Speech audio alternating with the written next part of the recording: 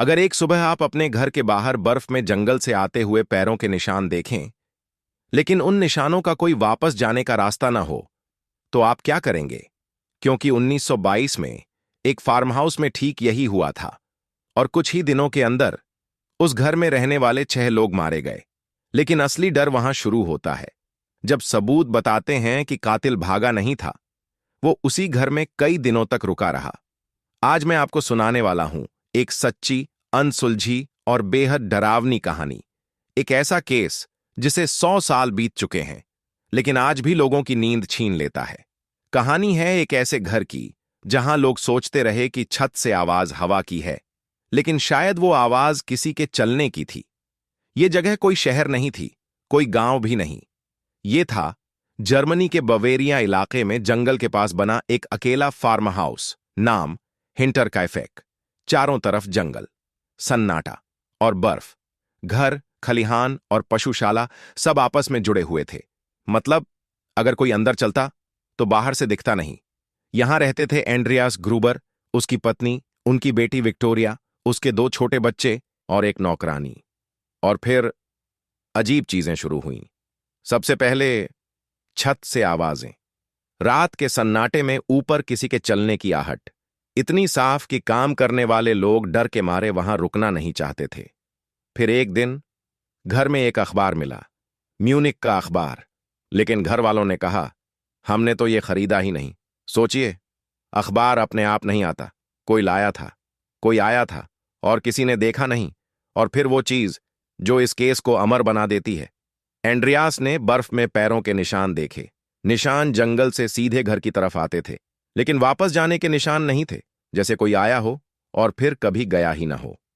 31 मार्च 1922, उस दिन एक नई नौकरानी पहली बार उस घर में आई। नाम था मारिया। उसे नहीं पता था कि ये उसका पहला और आखिरी दिन होगा। उस रात कुछ ऐसा हुआ जिसने इस फार्म को एक डरावनी कहानी बना दिया। बाद में पता चला, हत्या के लिए एक भारी खेती का औजार इस्तेमाल किया गया था। लेकिन असली डर हत्या में नहीं था। जांच में पता चला कि हत्या के बाद भी उस घर में जिंदगी चलती रही। चूल्हा जला, खाना खाया गया, पशुओं को चारा दिया गया। मतलब कातिल वहीं रुका रहा 3 दिन, एक ऐसे घर में जहां उसने सब कुछ खत्म कर दिया था। ये डर नहीं है, ये घबराहट नहीं है, ये है कंट्रोल। कुछ दिनों बाद पड़ोसियों को शक हुआ। घर से कोई बाहर नहीं आया। पशु आवाज कर रहे थे, लेकिन इंसान नहीं दिखा। जब लोग अंदर गए तो खलिहान में 4 शव मिले, घास के नीचे छुपाए हुए। घर के अंदर बाकी 2। और वो औजार, वो ऊपर छत के पास रखा मिला, उसी जगह जहां से आवाजें आती थीं। अब फिर लौटते हैं शुरुआत पर। छत की आवाजें, अखबार, बर्फ के निशान। क्या होगा अगर कातिल पहले से ही उस घर में छुपा था? ना तोड़कर आया, ना भागा, बस इंतजार करता रहा। और अगर ऐसा है तो वो परिवार कभी अकेला था ही नहीं। अगर आप होते तो क्या आप उस छत की जांच करते, या आज भी सोचते रहते कि वो आवाज सिर्फ हवा की थी? इस कहानी का हर पहलू रहस्यमयी है, हर आवाज, हर सरसराहट, क्योंकि यह केवल एक हत्या की कहानी नहीं है, बल्कि एक मनुष्य की मुश्किलों की गवाही है जिसे उसने अपने मानसिक डर से घिरा पाया। फिर भी इस मामले में सबसे जिज्ञासु बात यह है कि उस रात आखिरकार क्या हुआ। शायद वो कभी सच सामने आएगा, लेकिन तब तक केवल अंदाजे। क्या होगा अगर वो आवाजें सिर्फ आवाजें नहीं, बल्कि किसी की घुटन भरी चीखें थीं? जल्दी ही कहानी के बारे में जिज्ञासा बढ़ने लगी। लोग दबी जुबान में बातें करने लगे।